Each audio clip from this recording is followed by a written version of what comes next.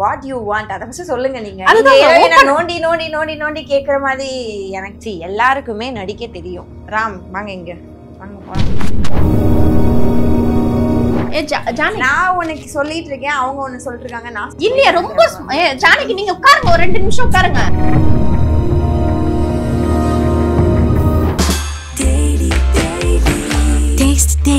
Taste the Daily. நீங்க சொன்ன விதம் வந்து தப்புன்னு நான் சொல்றேன். ஒரு ஆளுக்கு 4 விஷயம் தெரியுது தப்பு கிடையாது, 4 விஷயம் தப்பா தெரிஞ்சாதான் தப்பு. இருந்தாங்களே அசிஸ்டன்ட் ஏதோ ஓட ஓட விரட்டினீங்க அப்படின்லாம் சொல்றேன். ஆமா, நான் ஓட ஓட விரட்டினதான். ஓகே, அவனை எப்படி வச்சு செய்யணுமோ அப்படி வச்சு செஞ்சேன். அவர் வந்து ஏற்காடுக்கு வந்திருந்தாரு. அந்த அசிஸ்டன்ட் பையன் கொஞ்சம் யங் ஏஜ் ஆளு தான். வந்து என்ன மேடம் கால் வலிக்குதான்னு சொல்லிட்டு காலுக்கு வந்து ஷூ கழட்டி கால் கீழே கை வைக்காம முட்டிக்கு மேல கொஞ்சம் கை வைக்க ஆரம்பிச்சாரு. அப்புறம் முதுகு வலிக்குதா அங்க வலிக்குதான்னு இடுப்பாண்ட வந்து கை வச்சாரு. இப்படி கிட்டக்க வந்து பேசினா ரொம்ப எதை தின்னா பித்தம் தெளியுன்ற மாதிரி ஒரு பிரச்சனை இருக்கும் பாத்தீங்களா. நான் நிஜமா சொல்றேன், எனக்குள்ள வனிதாவும் கிடையாது, மீரா மித்தனும் கிடையாது, ஸ்ரீ ரெட்டியும் கிடையாது. இந்த மூவில இருந்து ஃபெமிலியாரிட்டி வந்து ஃப்ரேம் கொடுத்து சீரியல்குள்ளே வருவாங்க.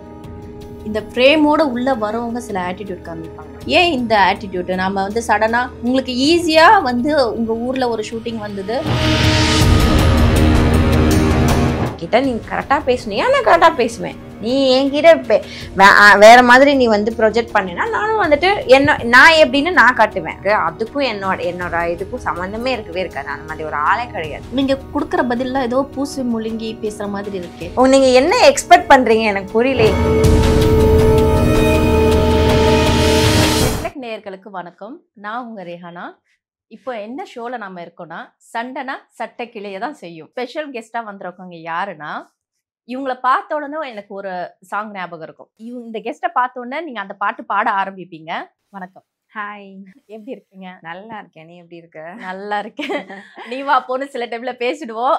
நம்ம ஃப்ரெண்ட்ஸ்ன்றதுனால, கெஸ்ட் ஆங்கர்னால கொஞ்சம் பக்குவமா பார்த்து பேசுறேன். ஓகே ஓகே, சொல்லுங்க. இப்போ நீங்க ரீசெண்ட் டைம் கயல் சீரியல்ல பண்ணிட்டு இருந்தீங்க. இப்போ அதுல இருந்து வெளியே வந்துட்டீங்க. நிறைய மூவிஸ் நீங்க பண்ணிருக்கீங்க எனக்கு தெரியும். குறிப்பா இந்த சாங்ல நீங்க வருவீங்க, அதுலதான் நல்லா உங்களுக்கு பிரேக் கிடைச்சது. அதுக்கப்புறமும் நிறைய மூவிஸ்லாம் நீங்க ஒர்க் பண்ணிருக்கீங்க, பெரிய பெரிய பேனர், பெரிய ஆர்டிஸ்ட் கூட எல்லாம். அதை பத்தி நீங்க சொல்லுங்களேன். ஆக்சுவலி வந்துட்டு நான் வெரி பிகினிங்லேயே வந்துட்டு லைக் எப்படி சொல்லணும்னா, என்னோட ஒரு 17 இயர்ஸ்லேயே நான் வந்து நடிக்க வந்துட்டேன். என்னோட ஃபஸ்ட்டு மூவி அப்படின்னு பார்த்தோம்னா ஆடுகளம். அதில் தான் நான் ஃபஸ்ட்டு நான் நடித்தேன்.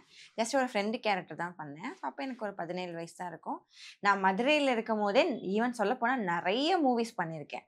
எனக்கு வந்து ஒரு ஸ்க்ரீனோட ஆப்பர்ச்சுனிட்டி கிடைச்சதே ஒரு பெரிய பேனரு, பெரிய டிரெக்டர், பெரிய ஹீரோ, அந்த மாதிரியான ஒரு இதில் தான் ஃபார்ம் ஆகி தான் நான் வந்துட்டு என்ட்ரி கொடுத்ததே. அதுக்கப்புறம் நான் நிறைய கிட்டத்தட்ட ஒரு 7-8 வருஷம் கண்டினியூவாக நான் வந்து மூவி மட்டும் தான் பண்ணிட்டு இருந்தேன். ஈவன் எனக்கு வந்து சீரியலோட நாலேஜே எனக்கு கிடையவே கிடையாது.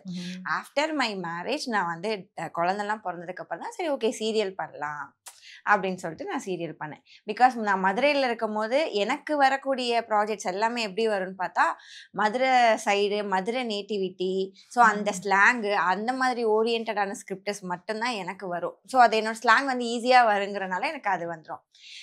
பட் குழந்தெல்லாம் பிறந்ததுக்கப்புறம் ஸோ நமக்கு வந்துட்டு அவுடோர்லாம் போக முடியாது, குழந்தை இருக்குது அப்படிங்கிறதுனால அப்படியே நான் கொஞ்சம் மூவிஸ் வந்துட்டு ஸ்டாப் பண்ணிவிட்டு சீரியல் ஸ்டார்ட் பண்ணேன். அது ஸ்டார்ட் பண்ணி அது ஆல் ஓவர் ஒரு 6 இயர்ஸ் போயிட்டுருக்கு, 6-7 இயர்ஸ் போயிட்டுருக்கு. ஓவராலாக வந்து நான் இண்டஸ்ட்ரிக்கு வந்து 14 to 15 இயர்ஸ் இருக்கும். Okay, super. ஆனா உங்களுக்கு ஒரு பெரிய பிளெஸிங். ஏன்னா படம் வந்து டக்குன்னு யாருக்கும் கிடைச்சிடாது, அந்த பாக்கியம் உங்களுக்கு கிடைச்சிருக்கு. ஏன்னா நான் வந்த பீரியட்ல தான் வந்து லைக் அந்த பருத்தி வீரன் அந்த மாதிரி நேட்டிவிட்டியான மூவிஸ் வந்த டைம். ஸோ அப்போ வந்து நிறைய படம் மதுரையில் எடுத்துட்டு இருந்தாங்க. மதுரை வந்துட்டு எப்படி சொல்றது, ஒரு மினி கோடம்பாக்கம் அப்படின்னே சொல்லலாம். அந்த சரௌண்டிங்ல தான் எடுத்துட்டு இருப்பாங்க.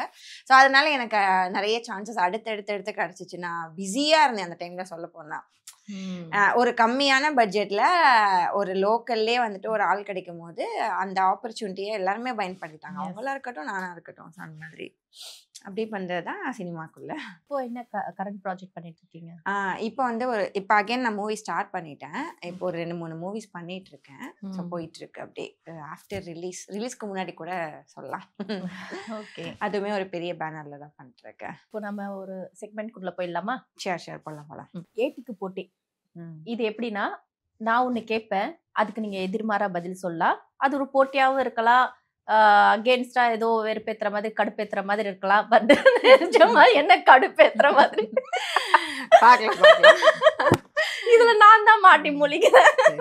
ஆங்கரா நான் ஒர்க் பண்ணுவேனா, இல்ல ஒரு ஃப்ரெண்டா நான் பேசுவேனா, இல்லன்னா ஒரு நடிகையா பதில் சொல்வேன்னு தெரியல. இருந்தாலும் பரவாயில்ல, நீங்க கொஞ்சம் என்ன பேலன்ஸ் பண்ணுவீங்கன்னு நான் நம்பி இறங்குறேன். ஏட்டிக்கு போட்டி வந்து ஆரம்பிக்கலாம். ஷேர் போலாம். இப்போ சினிமால நீங்க வந்து சமீபத்துல வர்றதில்ல, அதுக்கு நீங்க ரீசனும் சொன்னீங்க. பட் இது பர்சனல் ரீசன் தானா, இல்ல உங்களுக்கு வாய்ப்பு கிடைக்கலையா? எனக்கு வந்து எப்படின்னா வந்துட்டு என்னோட மைண்ட் வந்துட்டு கொஞ்சம் வந்து சேஞ்ச் ஆகிட்டே இருக்கும். நான் சடனாக வந்து இப்போ ரீசெண்டாக வந்து பியூட்டிஷியன்லாம் கூட கற்றுட்டு படிச்சுட்டு இருந்தேன். ஸோ அந்த மைண்ட் செட்டில் கொஞ்சம் நான் ட்ராவல் பண்ணிட்டு இருந்தேன். எனக்கு ஒரு பிரேக் தேவைப்பட்டுச்சு. ஸோ நான் பியூட்டிஷியன் கோர்ஸ் படிச்சுட்டு இருந்தேன். அப்படியே போயிட்டுருக்கு. அதுவும் ஒரு பார்ட் டைம் மாதிரி வந்துட்டு போயிட்டுருக்கு. நான் பண்ணிகிட்டு இருக்கேன். ஓகே. அப்போ உங்களுக்கு வாய்ப்பு கிடைச்சிட்டு இருக்கு, பட் நீங்க கிடைக்கலன்னு சொல்லவும் வரல, கிடைச்சதுன்னு சொல்ல வரல. ஆப்வியஸ்லி அப்படிதான். நமக்கு லைக் என்னோட மைண்ட் வே ஆஃப் மைண்ட் எப்படி இருக்கு அப்படி பார்த்துட்டு தான் நான் எனக்கு என்ன வேணுங்கிறத நான் டிசைட் பண்ணுவேன். ஆனா எனக்கு தெரிஞ்ச வரைக்கும் பட வாய்ப்புகள் உங்களுக்கு வரலன்னு நான் கேள்விப்பட்டேன் சமீபத்துல. யார் சொன்னா அப்படி? சும்மா யாராவது ஏதாவது ஒரு ரூமர்ஸ் கிளப்பி விட்டே இருப்பாங்க. அப்படிலாம் கிடையாது. லைக் எனக்கு வந்து நான் போய் கேட்கணும், எனக்கு வந்து நீங்கள் ஏதாவது இருந்தால் சொல்லுங்க அப்படின்னு சொல்லி லைக் நம்ம பண்ணுறோங்கிறது நம்ம வந்து எல்லாருக்கும் தெரியப்படுத்தணும். நான் வந்து இந்த படம் பண்ணலான்ட்டு இருக்கேன், அகைன் நான் வந்து மூவி ஸ்டார்ட் பண்ணலான்ட்டு இருக்கேன் அப்படின்னு தெரியப்படுத்தணும். ஸோ நான் அதை பண்ணாமல் இருந்தேன், அவ்வளோதான். இப்போ அகைன் நான் மறுபடியும் ஸ்டார்ட் பண்ணிட்டேன்னா உங்ககிட்ட ஓப்பனிங்லேயே நான் சொன்னேன் இல்லையா? அப்படிதான். ஸோ அவ்வளோதான். அதுக்காண்டி எனக்கு வாய்ப்பே கிடைக்கலன்னுலாம் சொல்ல முடியாது. ஓகே. மேக்கப் கற்றுக்கிட்டு நீங்கள் எப்படி பொட்டிக்கோ இல்லை சம்திங் பியூட்டி பார்லரோ அது மாதிரி ஓப்பன் பண்ணீங்களா? கற்றுட்டு வச்சுருக்கேன். பட் ஃப்யூச்சரில் அந்த மாதிரி போகிறதுக்கான சான்சஸும் இருக்குது. ஸோ எல்லாமே நமக்கு தெரிஞ்சிருக்கணும். லைக் வந்துட்டு நடிக்க தான் தெரியும் அப்படின்னு இருக்கக்கூடாது இல்லையா? ஸோ எல்லாமே தெரிஞ்சிருக்கணும். நான் எனக்கு என்ன பிடிச்சிருக்கோ அதை நான் பண்ணிட்டு இருப்பேன், அவ்வளோதான். இல்லை, எனக்கு தெரிஞ்ச வரைக்கும் ஒரு விஷயம் கற்றுக்கிட்டா அது உருப்படியாக ஒரு விஷயம் பண்ணிட்டு வெளியே வரணும். 10 தெரிஞ்சுக்கிட்டு அப்புறமா அது ஒண்ணு கூட விளங்காம உட்கார்றது வந்து ஏன் இந்த மாதிரி உங்களுக்கு மைண்ட் செட் போய்கிட்டே இருக்கு? ஒரு ஸ்டடி மைண்ட் செட் இல்லையா? ஸ்டடி மைண்ட் செட் கிடையாதுன்னு சொல்ல முடியாது. லைக் இப்போ வந்து எனக்கு தோணும், சீரியல் பண்ணிட்டு இருக்கேன். இப்போ நான் சீரியல் பண்ணிட்டு தான் இருக்கேன் நான். பட் இன்னும் இப்போ தான் நான் ஷூட் கூட முடிச்சுட்டு கூட நான் வந்தேன். ஸோ அங்கேயும் இங்கேயும் என்னால் டேட் பேலன்ஸ் பண்ண முடியல. அதனால தான், அதுக்காக ஒருத்தவங்களுக்கு வாய்ப்பே கிடைக்காதனால தான் அவங்க வெளியே போயிட்டாங்க அப்படின்னு சொல்கிறது ஃபர்ஸ்ட் ஆஃப் ஆல் தப்பு. அண்ட் ஒன் மோர் திங், நீங்கள் வந்துட்டு இன்னொரு ஒரு விஷயம் நீங்கள் சொன்னீங்க இல்லையா, ஏன் ஒரு விஷயத்த வந்துட்டு நீங்கள் எல்லாத்தையும் முழுசாக கற்றுக்காமல் இங்கேயும் அங்கேயும் கால் வச்சிட்டு இருக்கீங்க அப்படின்னு சொன்னீங்க. அதுவுமே ஃபர்ஸ்ட் ஆஃப் ஆல் தப்பு. நம்ம வந்து ஒரே விஷயத்த நம்பி நம்ம இருக்கக்கூடாது. எனக்கு வந்து நடிக்க மட்டும் தான் தெரியும்னு சொல்லி நான் நடிப்பு மட்டுமே நான் நம்பி இருக்கக்கூடாது இல்லையா? ஃப்யூச்சரில் வந்து திடீர்னு வந்துட்டு எனக்கு வந்துட்டு ஏதோ உடம்புக்கே முடியல, நல்ல உங்களுக்கு நல்லா தெரியும், நம்ம ஷூட்டிங் போனால் சீரியலில் ஒரு மாஸ்டர் எடுத்தாங்கன்னா நம்ம ஒரு எவ்வளோ ஹார்ஸ் நிற்போன்னு உங்களுக்கு நல்லா தெரியும். சடனாக எனக்கு வந்துட்டு முடியாமல் போயிடுச்சு அப்படின்னா நான் என்ன பண்ண முடியும்? ஐயோ, எனக்கு நடிக்க மட்டும் தான் தெரியும், எனக்கு எதுவுமே தெரியாது, நான் இதை மட்டும் தான் பண்ண முடியும் அப்படின்னு சொல்லிட்டு நான் யாரையும் டிபெண்ட் பண்ணி இருக்கிறதுக்கு நான் டிபெண்ட் பண்ணி இருக்கலாம் இல்லையா? ஸோ அதுக்காக தான் நான் வந்து இந்த ப்ரொஃபஷனலும் நம்ம கற்றுக்கலான்னு சொல்லி நம்ம கற்றுக்கிட்டேன். ஒரு ஆளுக்கு 4 விஷயம் தெரியுது தப்பு கிடையாது. 4 விஷயம் தப்பா தெரிஞ்சாதான் தப்பு, கரெக்டா தெரிஞ்சா தப்பு கிடையாது. அதுதான் ஓகேவா? இப்போ இருக்கிற 2K வந்து விரும்புறது டபுள் மீனிங், ட்ரிபிள் மீனிங், இந்த மாதிரி விஷயங்கள் வந்து ஒரு அடல்ட் ஓரியன்டா தான் வந்து இப்போ மூவி போயிட்டு இருக்கு. ஆனா இப்போ ஏன் இந்த மாதிரி மூவிஸ் வந்து இதுவும் ஹிட்டும் ஆகுது? அர்த்தமே இல்லாத ஒரு அந்த ஸ்டோரிக்கான ஒரு அர்த்தமே இருக்காது. அந்த லைனு நடிக்கிறவங்க கூட ஒரு பெர்ஃபார்மன்ஸ் வந்து பெர்ஃபெக்டா இருக்காது, பட் ஹிட் ஆயிடுது. ஏன் இவ்வளோ மோசமான மூவியும் வரும்போது ஒரு நல்ல ஒரு ஸ்டோரி உள்ள மூவிஸ் ஏன் வர மாட்டேங்குது? ஏன் பிரேக் ஆயிடுச்சு? அது ஒரு ஓரம் கட்டிட்டாங்க. நான் ஒன்று சொல்லணும். நீங்கள் இப்போ சொன்ன கேள்வி ஓகே தான், பட் என்னை பொறுத்த வரைக்கும் நீங்கள் சொன்ன விதம் வந்து தப்புன்னு நான் சொல்வேன். ஓகேவா? ஏன் வந்துட்டு இப்படிலாம் படம் எடுக்கிறாங்க, அப்படிலாம் படம் எடுக்கிறாங்க அப்படின்னு சொன்னேன். எந்த ஒரு விஷயத்தையுமே வந்து நம்ம கலைநயத்தோட பார்த்தோம்னா அது தப்பா தெரியாது. ஈவன் நம்ம வந்து ஒரு ஆர்டிஸ்ட் நீங்க வந்து ஏன் இப்படிலாம் அப்படிலாம் எடுக்கிறாங்க நீங்க சொல்றதே ஃபர்ஸ்ட் ஆஃப் ஆல் தப்பு. ஏன்னா அதுக்கு பின்னாடி எவ்வளோ பேர் எவ்வளோ கஷ்டப்படுவாங்கன்னு நம்ம பார்த்துட்டு வந்திருக்கோம்.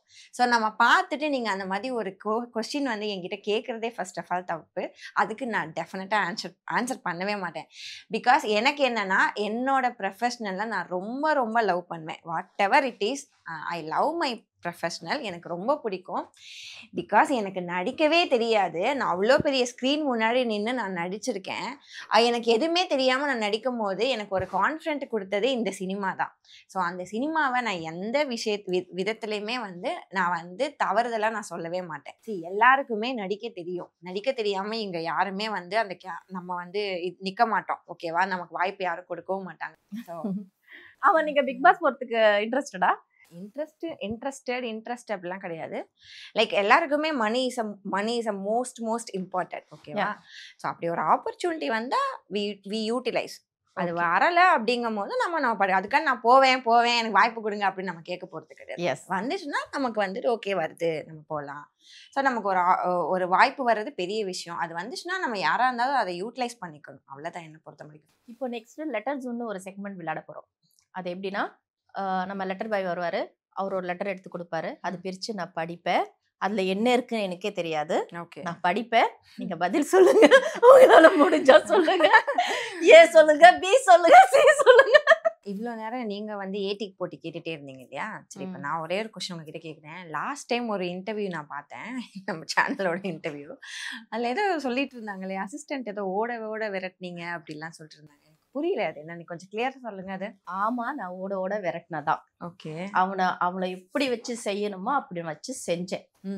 காரணம் என்ன ரீசன்னா, நான் அவங்க சொல்ற மாதிரி அந்த ஆர்டிஸ்ட் ஒன் டே கெஸ்ட் தான் அந்த சீரியல்ல வந்தது. அன்னைக்கு நான் அசிஸ்டன்ட் இல்லாம தான் ஒர்க் பண்ணியிருக்கேன். யாரோ எங்கேயோ கொடுத்த இன்ஃபர்மேஷன் வச்சு பில்டப் காமிச்சிட்டாங்க அவங்க. நான் ஏற்காடுல ஒர்க் பண்ணிட்டு இருந்தேன் இதே சீரியல்ல. அங்க ஷூட் போயிட்டு இருந்தது. அங்க நடந்த விஷயம் தான் இது.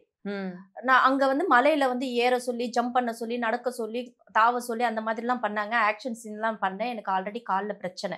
இந்த ரீசனாலதான் நான் பாண்டியன் ஸ்டோர்ல இருந்து வெளியே வந்தேன். ஏன்னா 2 மாசம் நான் ரெஸ்ட் எடுக்கணும் கால் ட்ரீட்மெண்ட்காக. ஸோ அப்போ வந்து எனக்கு கொஞ்சம் ப்ராப்ளமா இருந்தது. கால் வீங்கிடுச்சு, எனக்கு பிளட் சர்க்குலேஷன் போகாம கால் வீங்கிடுச்சு. அப்போ நான் காலை இப்படி எடுத்து மேலே வச்சுட்டு இருக்கேன். அசிஸ்டன்ட் நமக்கு வந்து லேடிஸ் கூட இருக்க மாட்டாங்க, பாய்ஸ் கூட இருப்பாங்க. சரிங்களா? நிறைய டைம் நம்ம வந்து லேடிஸை தான் எதிர்பார்க்க முடியாது. சில டைமிங் எக்ஸ்டெண்ட் ஆகுறதுனால பாய்ஸ் தான் வச்சு நம்ம அசிஸ்டண்டாக ஒர்க் பண்ணுவோம். அவர் வந்து ஏற்காடுக்கு வந்திருந்தாரு. அந்த அசிஸ்டன்ட் பையன் கொஞ்சம் யங் ஏஜ் ஆளு தான். வந்து என்ன மேடம் கால் வலிக்குதான்னு சொல்லிட்டு காலை வந்து ஷூ கழட்டி கால் கீழே கை வைக்காம முட்டிக்கு மேல கொஞ்சம் கை வைக்க ஆரம்பிச்சாரு. அப்புறம் முதுகு வலிக்குதா அங்க வலிக்குதான்னு இடுப்பாண்ட வந்து கை வச்சாரு. ஸோ பேக் டச் நமக்கு தெரியும் இல்லையா? நாமளே பசங்களுக்கு சொல்லித்தர ஏஜ் நாம குட் டச்னா பேட் டச்னுட்டு. அவன் எனக்கு டச் பண்றது பேடா இருந்துச்சு. ஸோ அப்போ அதுக்கப்புறமா பேசுகிற விதமும் சரியில்லை, வேர்டும் சரியில்லை, டபுள் மீனிங்காக இருந்தது, பார்க்குற பார்வையும் சரியில்லை. எனக்கு ரொம்ப அன்கம்ஃபர்டபுளாகவே இருந்தது. ஒர்க் பண்ணவே முடியல. யூனிஃபார்ம் போட்டுட்டு நடக்க உட்கார பெரிய சிரமம். நம்ம அசிஸ்டன்ட் வச்சுட்டு மேனேஜ் பண்ணுவோம். ஸோ அசிஸ்டன்டே சரியில்லாத போது அப்போ மைண்ட் எப்படி இருக்கும் எனக்கு? ஸோ அன்னைக்கு நான் வெளுத்து வாங்கினதான் அவன் ரொம்ப ஓவரா பேசினான். இப்படி கிட்டக்கா வந்து பேசினான், ரொம்ப கிட்டக்கா வந்து பேசினான், எகிரி பேசினான். வாய்ஸ் ஓவர் பண்ண எனக்கு ப்ரெஷர் தாங்க முடியல. நான் ரொம்ப அசிஸ்டன்ட்லாம் ரொம்ப பார்த்து தான் நான் ஹேண்டில் பண்ணுவேன். இந்த மாதிரி நான் ஏன் நல்ல விஷயங்கள் சொல்லலை? இந்த விஷயத்த இந்த சீன் நடந்தது ஓகே, நான் ஓட விரட்டி அடிச்ச, துவைச்ச, காய வச்சேன்னு சொல்றவங்க என்ன நடந்துச்சுன்னு ஃபுல்லா தெரிஞ்சுக்கணும் இல்லையா? அங்க நான் ஸ்டேஷனுக்கு லோக்கல் ஸ்டேஷனுக்கு கம்ப்ளைண்ட் பண்ணேன், ஃபோன் பண்ணேன். அவங்க ஷூட்டிங் ஸ்பாட்ல வந்து மேனேஜர் சொன்னாங்க இங்கெல்லாம் வர வேண்டாங்க, வார்ன் பண்ணி அவனை அனுப்பிச்சிட்டு எங்க சார்பா நான் உங்களுக்கு அசிஸ்டன்ட் கொடுக்குறோன்னு சொல்லி அவங்களே கால் பண்ணி சென்னையில இருந்து வர வச்சாங்க அசிஸ்டன்ட். இதுதான் அங்க நடந்துச்சு. பிக் பாஸ் போறவங்க போங்க, இஷ்டப்பட்டு போங்க. இந்த மாதிரி நான் நிஜமா சொல்றேன், எனக்குள்ள வனிதாவும் கிடையாது, மீரா மித்தனும் கிடையாது, ஸ்ரீ ரெட்டியும் கிடையாது. எனக்குள்ள ரிஹானா இருக்கா. அவங்கள யாருன்னு எனக்கு வந்து ஒரு 2 தடவை போன்ல பேசியிருப்பாங்க. ஒரு தடவை நான் அவங்களுக்கு ஹெல்ப் பண்ணேன். எதை தின்னா பித்தம் தெளியுன்ற மாதிரி ஒரு பிரச்சனை இருக்கும் பாத்தீங்களா? தலைக்கு உச்சிக்கு மேல ஒரு பிரச்சனை வரும் பாத்தீங்களா நம்ம பர்சனல் லைஃப்ல. அப்போ யாரையாவது தேடி யாராவது நம்ம ஹெல்ப் பண்ண மாட்டாங்களா அப்படின்னு தேடுற அந்த தருணத்துல ஒருத்தவங்க வந்து கடவுள் ஒரு மனுஷ ரூபத்துல நிக்க வைப்பாங்க. அப்படிதான் அவங்க லைஃப்ல நான் நின்னேன். யாராவது தைரியமா நின்று ஹெல்ப் பண்ணுவாங்களா? நிறைய யோசிப்பாங்க, பேக் அவுட் ஆக தான் பார்ப்பாங்க, ஆவாங்க. பட் நான் ஆகல.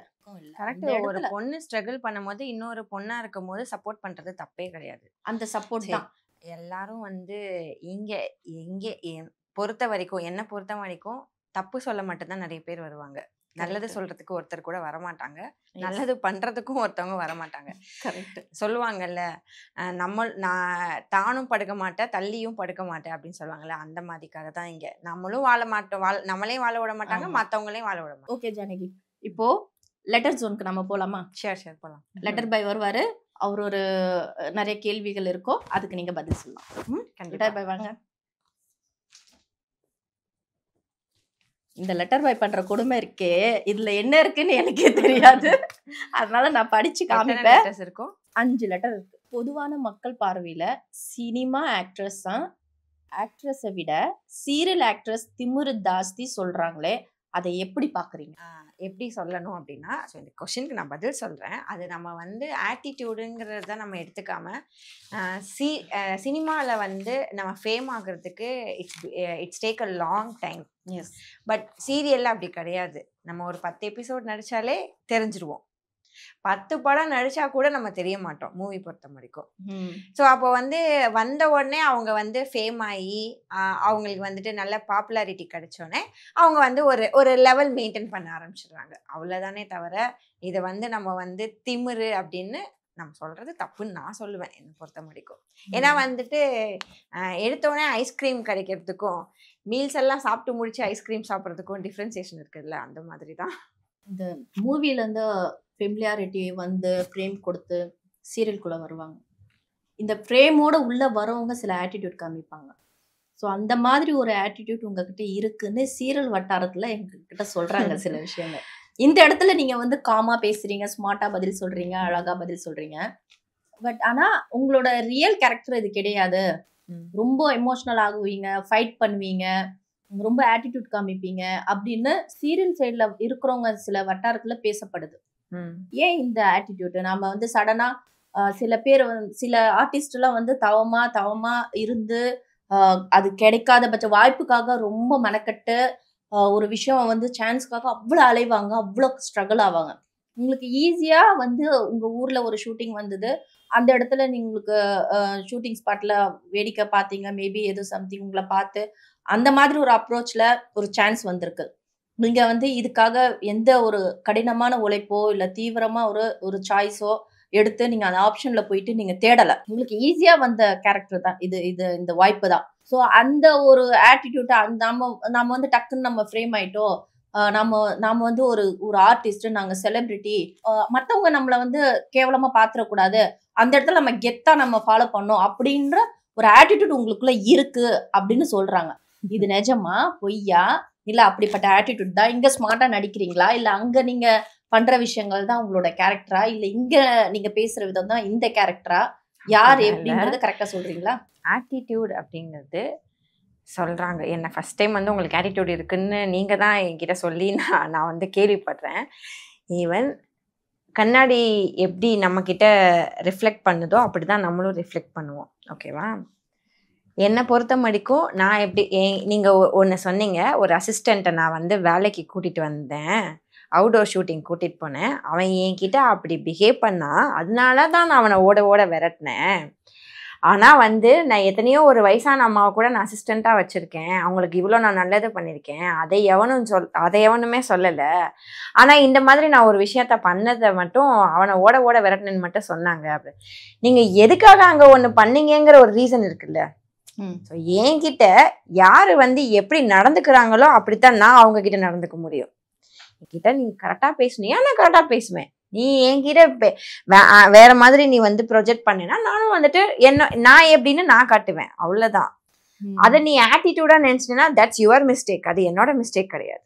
இந்த கோ ஆர்டிஸ்ட் கிட்ட மட்டும் கிடையாது, அங்க போனா இது இல்ல அது இல்ல இது நோட்டு இந்த மாதிரி விஷயங்கள்லாம் பண்ணி நொயின்னு நச்சு கொடுத்துட்டு இருப்பீங்களா? ரொம்ப கம்ப்ளைண்ட். இதனாலே உங்களுக்கு வாய்ப்பு கொடுக்கறதுக்கு முன்னாடி யாரும் வர மாட்டேங்கிறாங்க, இன்னைக்கு வாய்ப்பு இல்லாத காரணமே அதுதான் அப்படின்னு ஸ்ட்ராங்கா சொல்றாங்க. எனக்கு இனிமேல் நான் அது வேணும் இது வேணும்னு கேட்டேன்.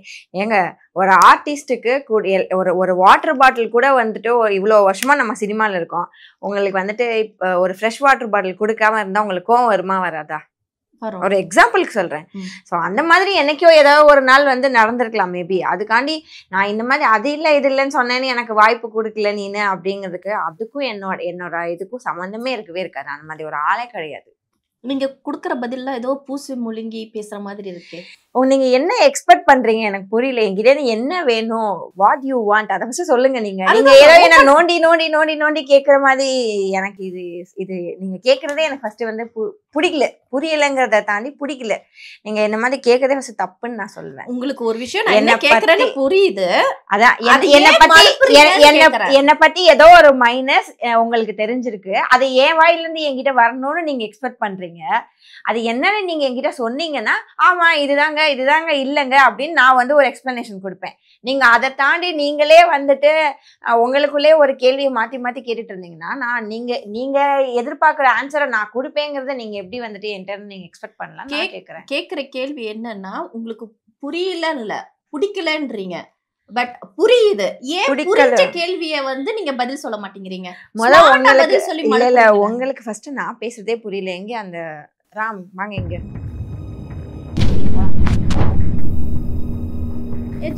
நான் உனக்கு சொல்லிட்டு இருக்கேன், அவங்க ஒண்ணு சொல்லிட்டு இருக்காங்க. நான் சொல்றது அவங்களுக்கு புரியல. பதில் சொல்றேன். நீங்க உட்காருங்க, ஒரு 2 நிமிஷம் உட்காருங்க. நீங்க கேட்ட கேள்வியவே நீங்க திரும்ப நான் வந்துட்டு இதை வருஷமா நான் டிராவல் பண்ணிருக்கேன், நான் நடிச்சிட்டு இருக்கேன். அதை விட்டு நீங்க வந்து திரும்ப இதுவே மாத்தி மாத்தி கேட்டுருந்தேன். வாங்க கிளம்பலாம். இதுதான் ஜானகி வாங்க வாங்க ராம்.